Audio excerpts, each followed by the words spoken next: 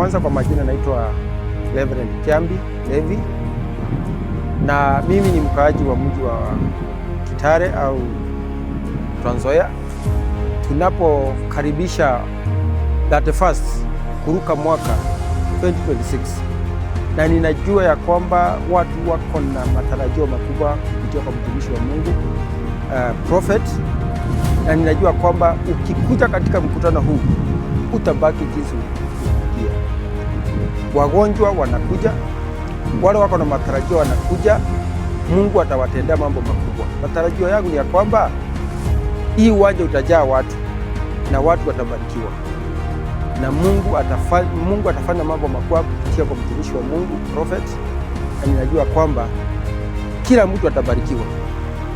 Shalom, shalom.